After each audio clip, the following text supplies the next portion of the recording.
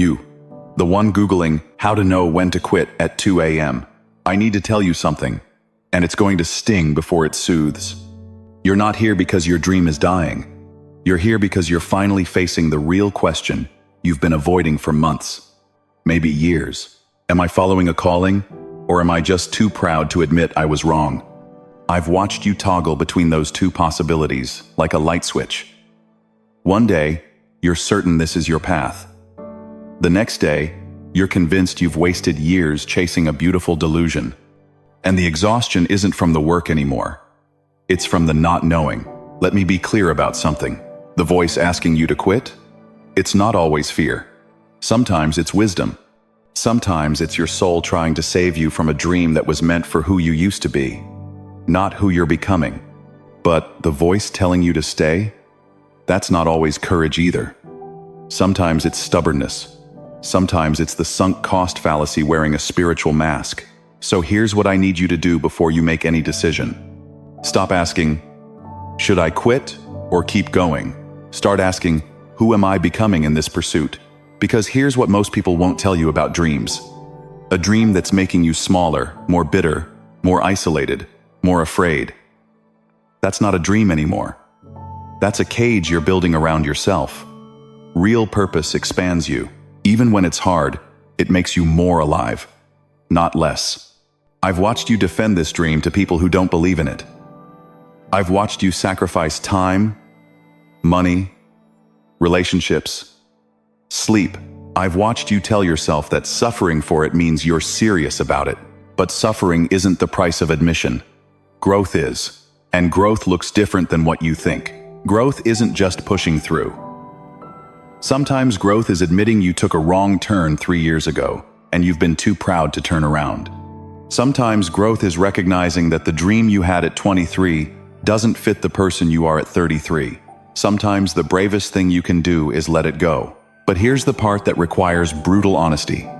If you're thinking about quitting because it's hard, because no one's clapping, because you haven't made it yet, that's not wisdom. That's just exhaustion talking.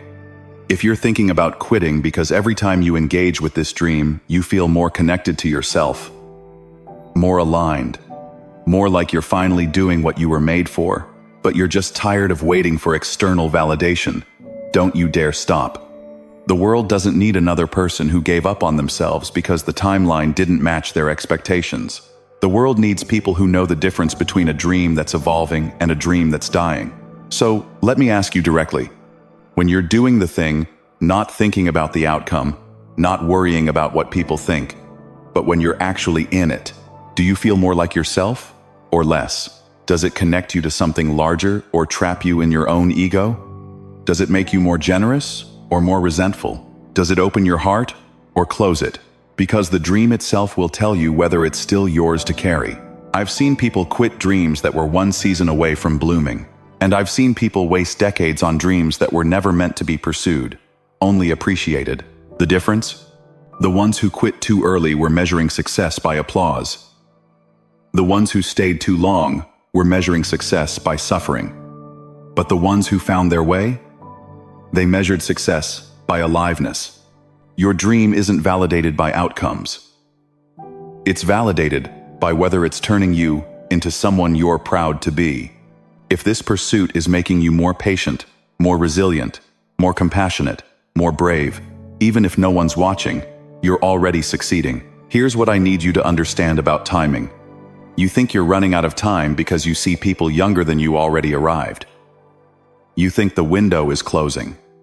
You think there's a deadline you've already missed. But mastery doesn't have an age limit. Impact doesn't have an expiration date. The author who writes their first novel at 65 isn't late. They're right on time, with 65 years of living to pour into the pages. The entrepreneur who starts at 50 isn't behind. They're entering with wisdom that a 25-year-old could never have. Your timeline is yours. And comparing it to anyone else's is like comparing the growth rate of an oak tree to a sunflower.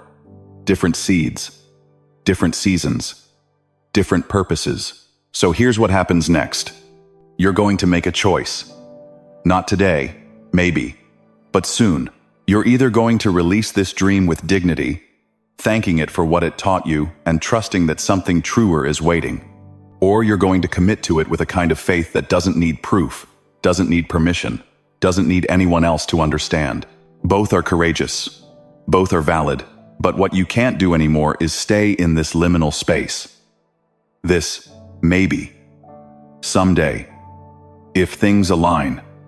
Purgatory. That's where dreams go to suffocate slowly. Indecision is its own form of death, not the dramatic kind, the slow kind, the kind where you're still breathing but you stopped living years ago. Choose the dream or release it, but stop torturing yourself with maybe. And if you choose to keep going, here's what changes. You stop waiting for permission. You stop needing it to make sense to anyone else. You stop checking if you're good enough yet. When one of the starters, you commit to the craft, not the outcome. You show up because the work itself is the reward. You create because not creating would be a betrayal of your soul. You stop performing your dream for an audience that isn't there yet. You do it in the dark, in the silence, in the anonymity, because it's yours. And here's what I promise you. When you create from that place, not from desperation or proving or needing, but from pure devotion, the dream stops being a burden. It becomes a conversation, a collaboration, a love affair between you and the universe. You are not running out of time. You are not too late. You are not foolish for believing, but you are being asked to choose. And whatever you choose, walk toward it with your whole heart. No more half in, half out. No more, let me try this and see. No more exit strategies, full commitment, or full release. Both are acts of love. If this message found you today, it's because you're standing at that crossroads right now. Tell me in the comments, are you staying or are you releasing? There's no wrong answer, only your answer. I see you, and whatever you choose, I'm with you.